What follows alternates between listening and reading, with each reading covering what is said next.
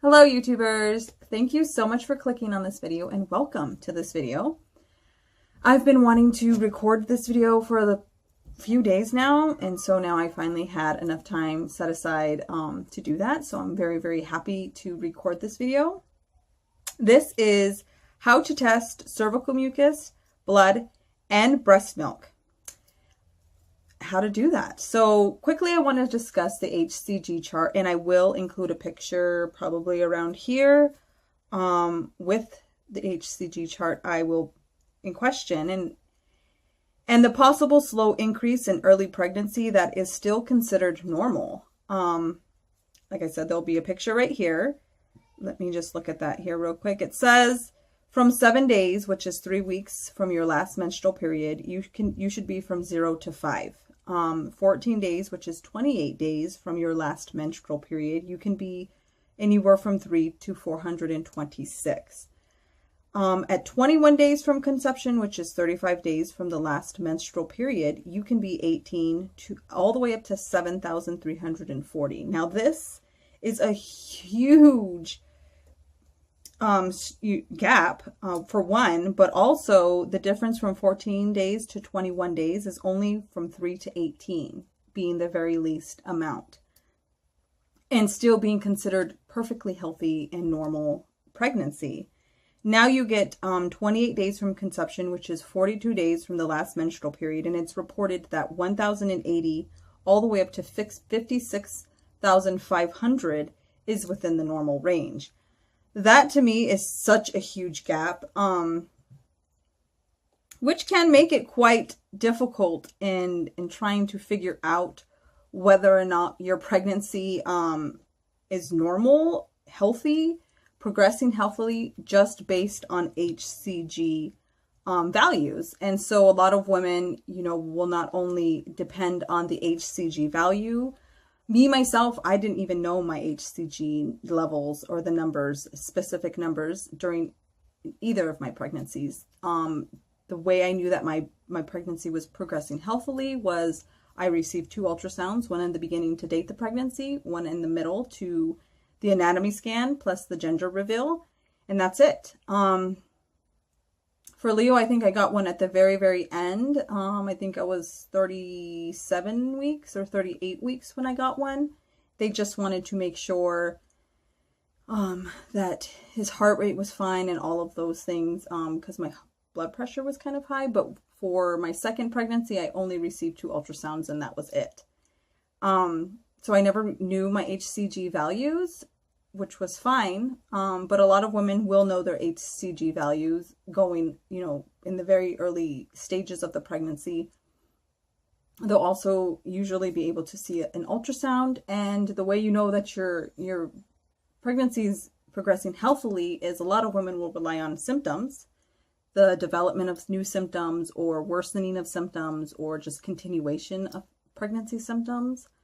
But also, once you get to past 16 weeks gestation, like 17 weeks, 18 weeks, then women will rely on feeling the fetal movement, kicks, jabs, twists, rolls, and things like that in order to determine whether or not the pregnancy is healthily progressing, because usually in those late stages, doctors don't usually go by HCG value to determine whether or not the pregnancy is progressing healthily. So, one second. So let's get to the information. The purpose of this video is learning how to test your cervical mucus, your blood, and your breast milk using a regular at-home urine pregnancy test.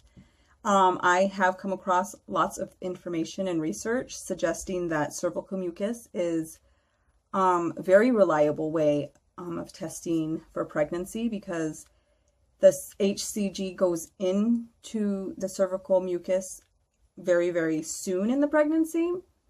I have read and heard of many women getting positive results without any difficulty using their cervical mucus versus using their urine. So I have read that some women do decide to alter the test, the test strip length as well as the wick part. In my opinion, I would suggest to try to not try not to manipulate the test too much. So less is more in this situation. The less you manipulate it, the more reliable the results will be.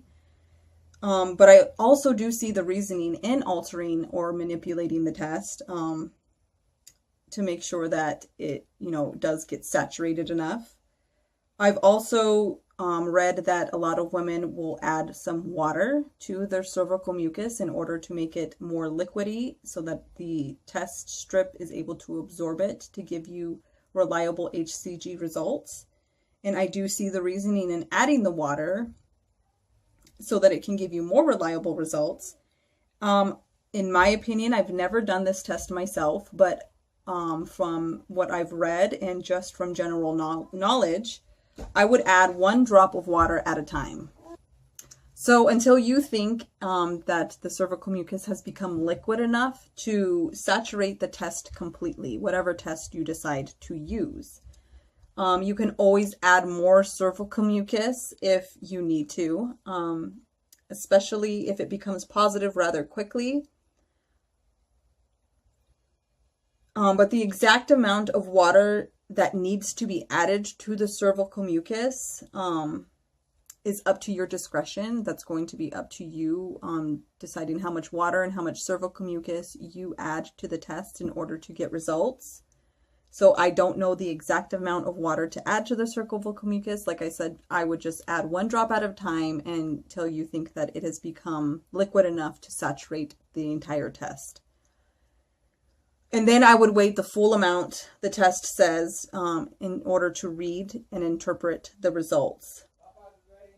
The test that you decide to use is also up to your discretion. It's up to your choice what kind of test you decide to use for the cervical mucus test.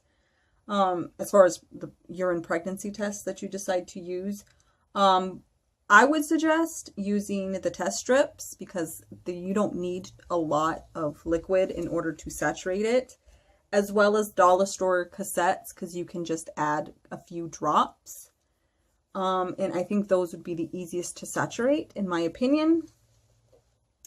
Now let's move on to blood. I have seen these performed in multiple videos here on YouTube. So this is not completely unheard of in the trying to conceive community. Using your blood on a urine pregnancy test is fairly common. There have been many women who have performed this test, being pregnant and not being pregnant. And the results seem to be quite reliable. I have seen it performed live as well as just, recorded videos on YouTube. But it's fairly easy to perform. So you can actually look up step-by-step videos. I believe they are on YouTube. So you can do it with that person in person. But I do want to give you a quick overview for information. It's performed like a standard urine test. You're just using blood instead of urine. So you're going to be putting drops of blood or saturating it into your blood instead of saturating it into urine.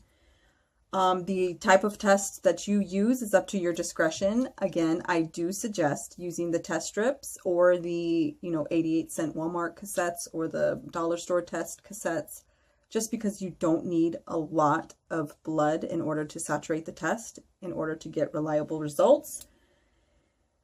So you're just going to want to make sure you wait the full amount of time that the test that you decide to use says in order to read and interpret those results. Once you've waited that full amount, then whatever result that's on the test should be pretty reliable. So